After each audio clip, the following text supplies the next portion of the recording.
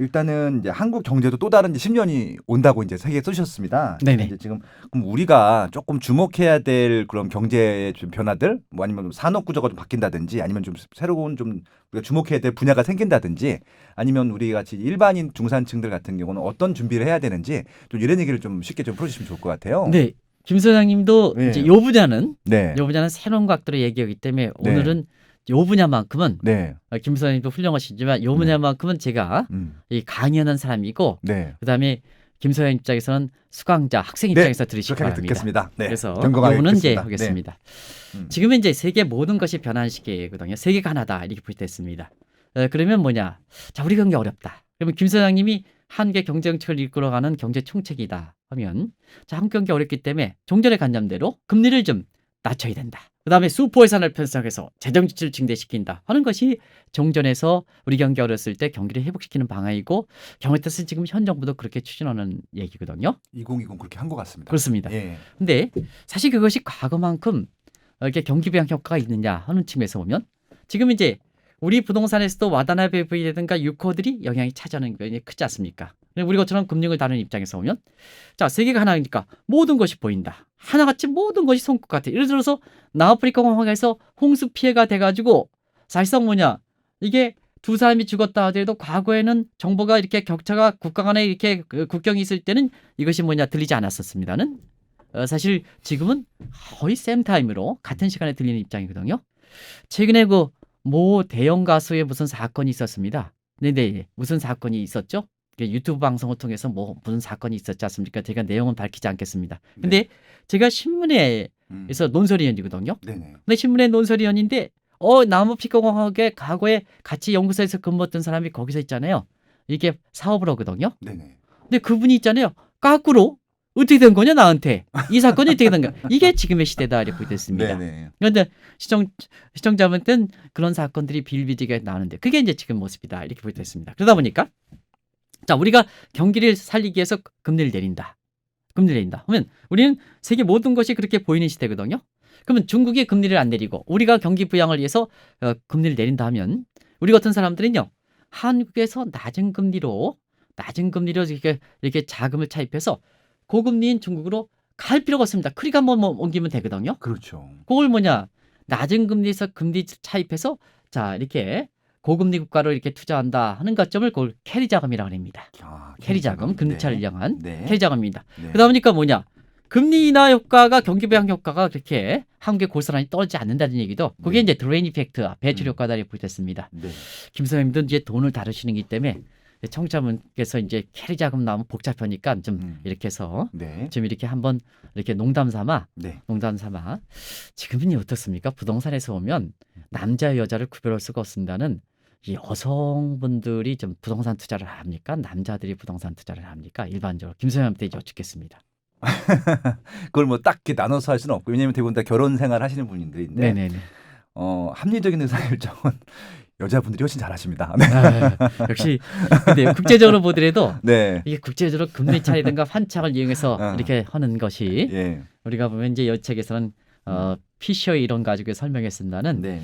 돈은 이렇게 복잡한 지금 이제 네. 소장님도 이렇게 여성 이렇게 해서 이 아내분들 뭐 이렇게 잘 투자한다 합리적 결정한다 하는데요. 네. 국제적으로 보더라도 이 금리 차례든가 환착을 이용한 소위 캐리 자금을 이동하는 사람을 보통 여성들이 주도합니다. 진짜요? 그렇습니다. 아, 그런 각도가 맥을 갖춘 게 아닌가 생각합니다. 그런 과정에서 한번 시청자분이랑 같이 자 제로금리를 가장 먼저 추진한 국가가 일본입니다. 1990년대 이후에. 그렇죠. 예. 그러다 보니까 일본에서 금리를 낮은 데 일으켜서 한국처럼 고금리가 투자하는 것을 보통 엔캐리 자금이거든요. 네. 이게 주도했던 사람이 일본에서 가장 흔한 성이 따서 와다나베 분이라고 합니다. 와다나베 맞습니다. 들어보셨죠? 예. 근데 2008년 미국의 그 금리 이게 미국도 제로금리 추진했거든요. 예. 이 달러 금리가 굉장히 낮아졌지 않습니까? 네. 그래서 일본의 그 와다나베 분과처럼 달러의 작은 저금리를 일으켜서 사실 고금리가인 한국에 투자하는 이런 금리를 보통 달러 캐리 자금이다 이렇게 하는데요. 네. 자 미국에서 가장 흔한 성의 흔한 여자의 성을 따서 스미스 부인이라입니다. 스미스 부인. 스미스 부인. 그럼 야, 이제 예. 지금 이해하셨죠? 네네. 그럼 이제 지금부터 이제 같이 김 소장님이 네. 머리가 얼만큼 좋은지 지금부터 이제 시험하겠습니다. 일단 유럽도 지금 마이너스 금리를 취했죠. 예. 유럽도 마이너스 금리니까 자 유로의 자금을 마이너스해서 한국어처럼 고금리를 투자하는 것이 보통 유로 캐리 자금이다. 이렇게 하는데요. 네. 그러면 유로의 그 가장 여자의 흔한성을 따서 네. 사실상 이걸 붙여야 되는데요.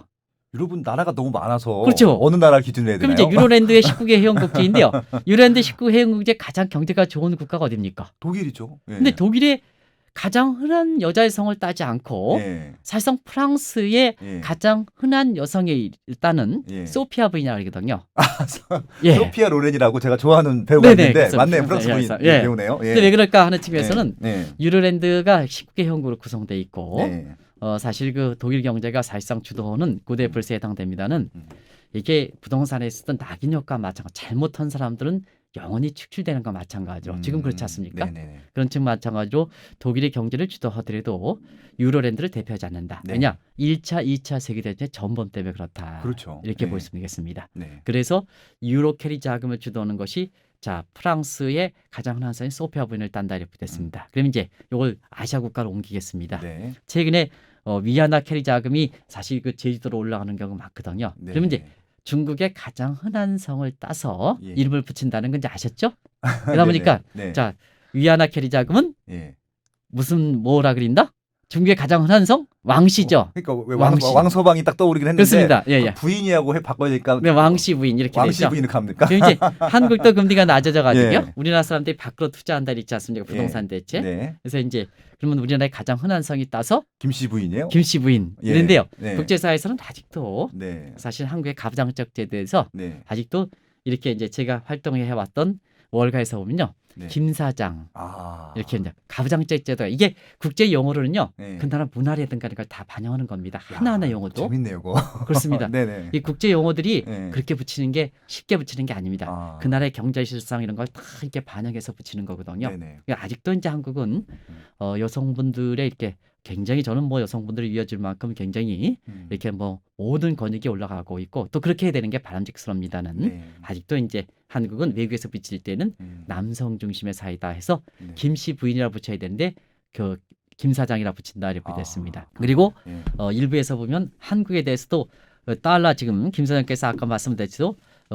미국의 자금들이 한국에서의 가격이 높은 단가는 미국의 그 투자들이 많이 바친다 이렇게 말씀하셨지 않습니까? 네네. 그래서 한국이 그만큼 부동산 시장도 열리는 겁니다. 네. 그래서 한국에 이렇게 보면 이 강남북부이라는 얘기도 쓰시는 분이 있습니다. 그렇죠. 그런 분이 있습니다. 네. 미국에서도. 음. 그런 것이 이제 우리 부동산 시장이 열리는 각도에서 우리나라 부동산 대책을 할 때도 외국인의 비중을 김 소장님이 정책 권고하는 대로 그런 쪽도 잘 감안하셔야 된다. 그래서 네. 실수요냐 아니면 투기적 요인이냐 외국 자본의 외국의 통계도 잘 갖춰서 사실 부동산의 실효성 대책이 2020년 나와야 된다. 네. 이렇게 이제 보시면 되겠는데요. 네. 자 그런 각도에서 그만큼 열린다는 얘기입니다. 네. 그러다 보니까 자 우리가 금리가 낮췄다 해서 이게 자금이 드레인 고금리로 하기 때문에 과거처럼 경기가 어려울 때 금리 낮추고 슈퍼예산 편성하면 우리 국민들의 사실 그 세금이라든가 하지만 경기 부양 효과는 나타나지 않는다. 그러면 한국 경제는 어떻게 될 것이냐 2010년이면 네. 자 지금 세계가 하나가 됐습니다. 세계가 하나가 됐습니다. 네네. 그러다 보니까 뭐냐?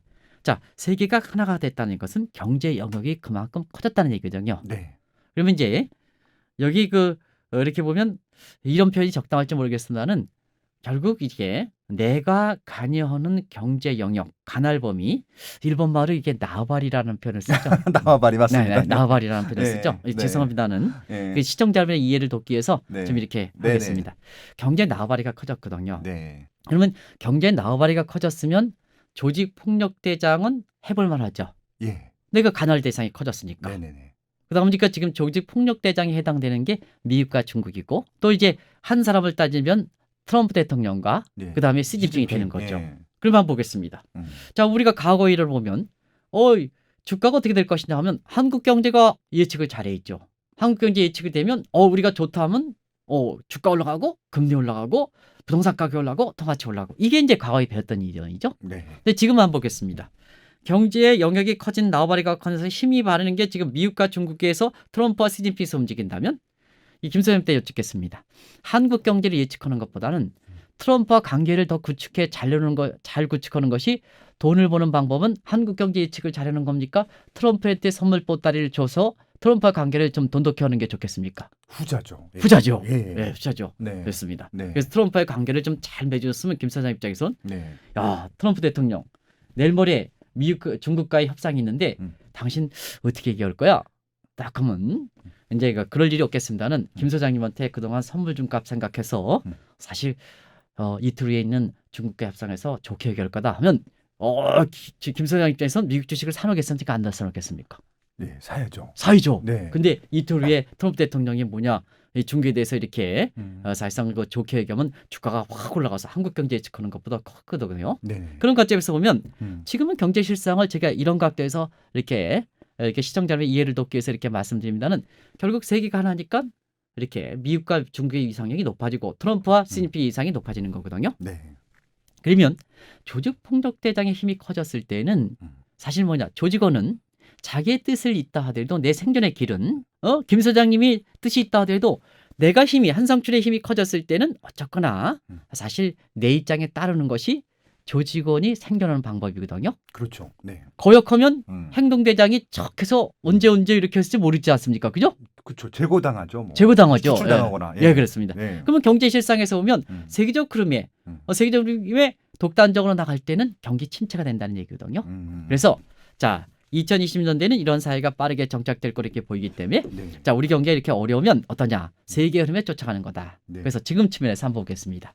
왜 한국 경제가 어려울까 하는 측면에서 보면 자 금리가 높아서 다른 국가의 재정 지출이 안 돼서 그러면 뭐냐 이거라면 금리를 내리고 재정 지출을 증대시켜야 됩니다. 근데 그럴까 하는 측면에서 보면 자 지금의 새로운 뉴노멀 환경에서 보면 자 세계적으로 보면 미국과 중국 같은 거대 국가들은 지금 어떨까 하는 측면에서는 성장을 지향하거든요. 네. 근데 우리는 소득주도 성장이다. 이 성장일까 분배일까? 김 소장님. 네. 분배죠, 지금은. 네. 그렇습니다. 이제 이게 제가 이렇게 선생님이고 수강자 입장에서 이렇게 말씀해달라 그랬거든요. 그렇죠. 그러면 이제 분배다. 뭐 다들 그렇게 공감하실 겁니다. 네. 그리고 자 이러다 보니까 세계 흐름에 좀 격리되는 측면이 있죠. 네. 또 한 가지는 성장을 하다 보니까 성장이라는 건 뭡니까? 성장의 주체는 기업의 가치를 부가가치의 총합이니까 아무래도 기업이 추가돼야 되거든요. 네, 맞습니다. 네. 그리고 소비는 국민이 추가돼야 되거든요. 네. 그러다 보니까 정부는 자 기업이 보이고 그다음에 국민들이 보이려면 정부 크기는 작아져 있죠. 그렇죠. 그래서 스몰 가먼들층에 있죠. 네. 근데 우리는 그런 측면에서 큰 정부일까 작은 정부일까? 김 소장님. 예, 지금 큰 정부처럼 보여요. 그렇습니다. 예, 그래서 조심스럽게 이제 네. 말씀하시는데요. 네. 지금 이제 그렇게 보이죠. 네. 자 그리고 이제 자 그러면 이제 세계가 하나인 게서 외국 기업, 미국 기업 다 이렇게 경쟁하는데요. 네. 자 그렇습니다. 자 그러면 기업이 추가된다면 기업을 불러들여야죠. 네. 불러들여야죠. 그러면 기업이 김 소장님께서 기업을 하신다면 기업 입장에서 가장 반하는 사항이 뭡니까? 세금 문제죠. 법인세 그렇죠. 내려야죠. 예. 그러다 보니까 저 미국이 지금 트럼프 정부가 기업을 잘 안 되는 게 이거 환경에서 잘 맞춰야 되는 게 자 트럼프 정부 출범 이후에 미국의 법인세가 35%였습니다. 지금 21% 낮췄거든요. 많이 낮췄죠. 많이 낮췄죠. 네. 그리고 이제 미 대선 생각하면 이 15%까지 더 떨어진다는 얘기입니다. 이게 세계 각국들이 전부 법인세라든가 부가가치 떨어지는 입장이거든요. 네. 그러면 김 소장님이 기업하는 입장에서 지금 세계가 뭐냐 국경 구별이 없어졌다. 그런 상태에서 트럼프 정부가 법인세를 35%에서 예를 들어서 20% 떨어진다. 거기 안 갈 기업 어디 있습니까? 그렇죠. 안 갈 기업 있습니까? 어찌가 됐든 네. 아직 안 갈 기업 지지를 할 있습니까? 수밖에 없겠네요. 그렇습니다. 예. 그런 측면에서 한국은 어떨까? 이건 대답이 민감한 상황이기 때문에 하지 마시기 바랍니다. 네. 우리 세금 문제. 네네. 그런 측면에서 기업을 불러들여서 드려야 됩니까? 자, 우리 경제 정화점 지표가 지금 그로스 도메스틱 프로덕트거든요. 네. 우리나라에서 활동하는 한국 기업, 밖에 있는 기업, 한국 기업도 불러들여야 되고, 네. 그다음에 외국 기업을 불러내야 되거든요. 그러면 한국에서 GDP가 올라가거든요. 네. GDP가 올라가면 고용 창출도 되고, 그렇죠. 그다음에 이렇게 되는 거거든요. 네. 그런 측면에서 한국은 지금 외국 기업을 불러들이고, 그다음에 한국 기업 밖에 나가 있는 기업들이고, 또 한국에 있는 것은 나가지 말도록 이렇게 친기업 정책을 취해야 되거든요. 그런 그렇죠. 측면에서 어떻게 할까? 그렇죠. 현 정부는 어떨까? 하는 네. 측면. 이것도 민감한 사안이니까 얘기하지 마시기 바랍니다. 네네. 그래서 마음속으로 대답하겠습니다. 그렇습니다. 네. 그런 측면에서 지금은 자 경기 정책도 경기도 2020년대 지금도 그렇습니다는 네. 새로운 환경이 전개되니까 자 경기가 어렵다고 해서 금리 낮춰야 된다. 국민이 세금 많이 걷어서 슈퍼예산 편성해서 재정지출 이렇게 하면 사실 지금의 환경에서는 경기부양 효과가 적다. 음. 오히려 세계적 흐름에 네. 세계적 흐름에 우리가 뭐 성장을 지향한다면 성장으로 간다든가 네. 기업과 국민들이 보기 위해선 정부 사이즈를 제거해야 된다든가 그다음에 기업을 불러들인 리시어링 할 때는 기업에 맞는 선물을 줘야 돼서 세금을 좀 감면해야 되든가 감면해야 되든가 또 한국에 뛰어노는 환경을 하기 위해서는 뭐냐 떠나가기 위해서는 우리 무엇보다도 우리 국민들에 대해서 우리 기업에 대해서 우리가 자긍심을 갖지 못하는데 네. 외국 기업이 우리가 오겠느냐 네. 외국 기업이 오겠느냐 우리 국민들을 사랑하고 우리 기업들을 사랑하고 그래서 해야 된다. 미국이 뭐냐 왜 밖에선 이기주의로 보이느냐 절대 그렇지 않습니다. 이런 사회에서는 미국 기업을 애착을 느껴주고 미국의 국익을 생각해야 되고 모두 생각해 줘야 되니까 어이구 이런 사회에서 미국 국민들이 자국 국민들이 자국을 사랑하고 자국 기업들이 자국을 사랑하는 그 애사심이 되는가 애국심이 없을 때 해외 기업들이 들어오겠느냐 못 들어오는 거죠. 그렇죠. 트럼프 입장에선 근데 그걸 뭐냐 일부에서로 보면 이기주의다 보호주의다 이렇게 종전의 관점대로 생각한다는 얘기입니다. 네. 근데 사실상 그런 측면이 그렇다. 그래서 그런 측면에 대해서 우리가 좀 세계 흐름에 이렇게 쫓아갈 때는 한국 경제 회복되고 네. 그다음에 우리 국민들이 고용 일자리가 돼서 네. 부동산도 오르고 그래서 부동산이 경제 실상이 반영해서 오르니까 뭐 투기 문제가 봉착되지 않는 거고 네네. 주식도 마찬가지다 이렇게 보시겠습니다. 그런 각도에서 좀 2020년대 한국 경제 모습을 보면 되지 않느냐 예. 이렇게 보시면 되겠습니다. 너무 훌륭한 강의. 아닙니다. 쏙쏙 이해가 됐고요. 네네. 지금 현실하고 어떻게 나아가야 될지까지도 확실히 좀 저희가 알 수 있었던 시간이었던 것 같습니다.